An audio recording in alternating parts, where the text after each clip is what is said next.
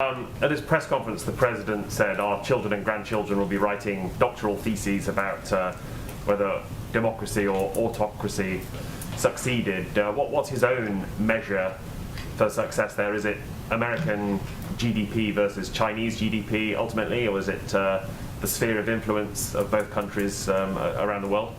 It's a big, broad question. A good one. Look, I think the president is, when he talks about that, he's not just talking about economic growth and development. That certainly is part of it. He's also talking about our values and what message we send to the world and to our children. And so it has quite a broad meaning. And that's, I think, reflected, I should say, in how he has approached his presidency and identified the crises we're facing. You know, I think he has grandchildren now, so maybe he wants the rest of us to be able to tell our grandchildren, what role did we play in addressing racial injustice? What role did we play in addressing the climate crisis? What role did we play in helping rebuild the workforce of the future? And what role did we play in standing up for our values around the world? So has quite a broad meaning, but you know, I think that's a reflection of his approach to his presidency.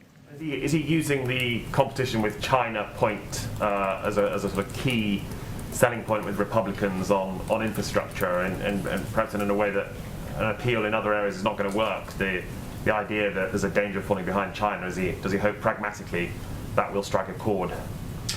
Well, there is agreement across Democrats, Republicans, frankly, the American people, that we need to do more to invest here at home in order to compete with China. And he has conveyed, too, that and I have, I guess, as well, that our approach to our relationship with China is to come to that relationship from a position of strength.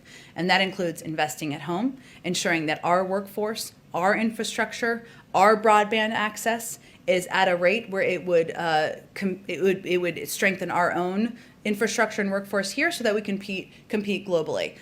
There's also been proposed legislation, I'm not sure if it's been formally dropped yet, but by Senator Schumer and others, that is focused on how we can better invest in our workforce to compete with China. We anticipate there's an opportunity for that to be bipartisan, because investing in our workforce here is something that Democrats and Republicans can agree on. Quick other thing, is the president disappointed by the pace of vaccine distribution